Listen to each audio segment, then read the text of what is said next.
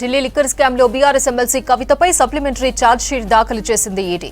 224 పేజీలతో కవితపై Rouse Avenue కోర్టులో ఛార్జ్ షీట్ దాఖలు చేశారు ఈడీ అధికారులు. లిక్కర్ స్కామ్ కు సంబంధించి కవితతో పాటు మరో 4 నిందితుల పాత్రపై 7వ సప్లిమెంటరీ ఛార్జ్ షీట్ దాఖలు చేసింది ఈడీ. ఢిల్లీ లిక్కర్ స్కామ్ కేసులో సూత్రధారి, పాత్రధారి కవిత అని వాదనల సందర్భంగా కోర్టుకు చెప్పారు ఈడీ అధికారులు. కవిత, చన్ప్రీత్ సింగ్, దామోదర్ శర్మ, ప్రిన్స్ కుమార్, అరవింద్ సింగ్ పాత్రలపై సప్లిమెంటరీ ఛార్జ్ షీట్ దాఖలు చేశారు. ఢిల్లీ లిక్కర్ స్కామ్ లో బీఆర్ఎస్ ఎమ్మెల్సీ కవితపై సప్లిమెంటరీ ఛార్జ్ షీట్ దాఖలు చేసింది ఈడీ. 224 పేజీలతో కవితపై రౌస్ అవెన్యూ కోర్టులో ఛార్జ్ షీట్ దాఖలు చేశారు ఈడీ అధికారులు. లిక్కర్ స్కామ్ కు సంబంధించి కవితతో పాటు మరో 4 నిందితుల పాత్రపై 7వ సప్లిమెంటరీ ఛార్జ్ షీట్ దాఖలు చేసింది ఈడీ. ఢిల్లీ లిక్కర్ స్కామ్ కేసులో సూత్రధారి, పాత్రధారి కవిత అని వాదనల సందర్భంగా కోర్టుకు చెప్పారు ఈడీ అధికారులు.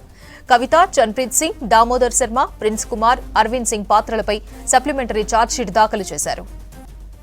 మరింత సమాచారం ఢిల్లీ నుంచి మదార్ అందిస్తారు. మదార్, కవితపై ఛార్జ్ షీట్ కి సంబంధించి అప్డేట్స్ ఏంటి?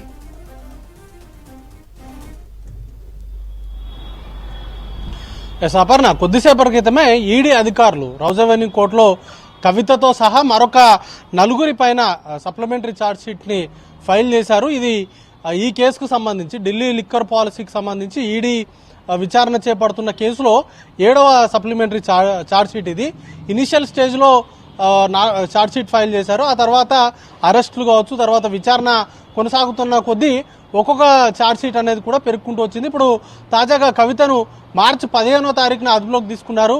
అదుపులోకి తీసుకున్న నాటి రోజు నుంచి 90 రోజుల్లో ఈ ఛార్జ్ షీట్ అనేది, సప్లిమెంటరీ ఛార్జ్ షీట్ అనేది దాఖలు చేయాల్సి ఉంటుంది.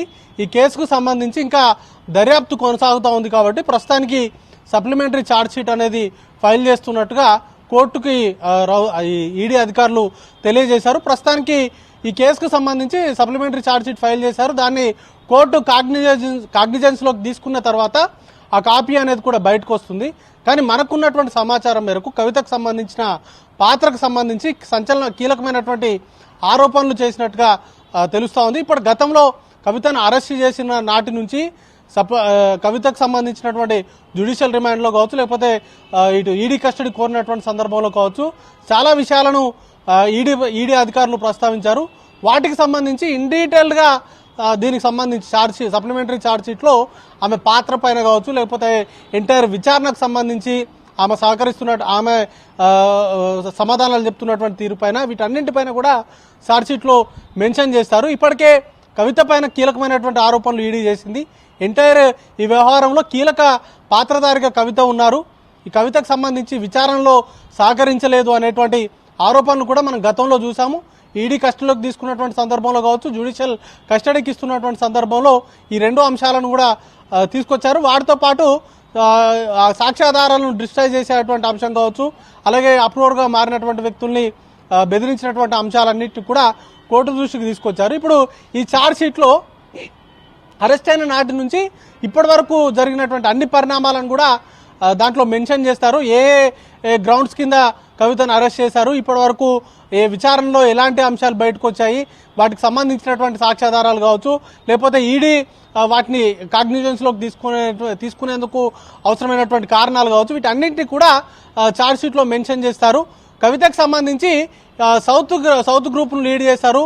అరవింద్ కేజ్రీవాల్ సూచనలు, అరవింద్ కేజ్రీవాల్తో పాటు ఇటు మనీష్ సిసోడియా, విజయ్ నాయర్లతో ప్రత్యక్షంగా ఆమె సంబంధాలు ఉన్నాయి. వారితో మాట్లాడారు. వారితో మాట్లాడిన తర్వాతే సౌత్ గ్రూప్లో ఇతర కీలకమైనటువంటి వ్యక్తులు శరత్చంద్రారెడ్డి కావచ్చు, లేకపోతే మాగుంట రాఘవ, మాగుంట శ్రీనివాసరెడ్డి, బుచ్చిబాబు, వీళ్ళందరితో కూడా ఈ మీటింగ్స్ కావచ్చు, వీటన్నింటికి తాలూకు వ్యవహారాలన్నీ కూడా కవితకు అనుసరణలోనే జరిగాయి అనేది ప్రధానంగా ఈడీ చేస్తున్నటువంటి ఆరోపణ.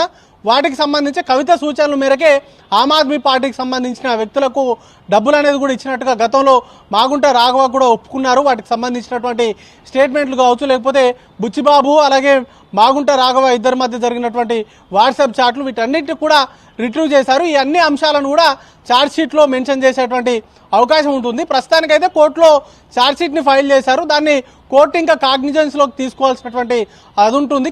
ఒకవేళ కోర్టు పరిగణలోకి తీసుకోకపోతే ఇంకొక సప్లిమెంటరీ ఛార్జ్ షీట్ అనేది కూడా ఫైల్ చేయాల్సి ఉంటుంది. కానీ ఈ దర్యాప్తు సంస్థలు ఏవైతే మేజర్గా వారు ఫైల్ చేసినటువంటి సప్లిమెంటరీ ఛార్జ్ షీట్లనే కాగ్నిజెన్స్లోకి తీసుకునేటువంటి అవకాశాలు ఉంటాయి. కాబట్టి అది కాగ్నిజెన్స్లోకి తీసుకున్న తర్వాత ఛార్జ్ షీట్ కాపీ అనేది కూడా బయటకు వస్తుంది. దాంట్లో మరికొన్ని సంచలనమైనటువంటి విషయాలు బయటపడేటువంటి అవకాశం ఉంది. అపర్ణ.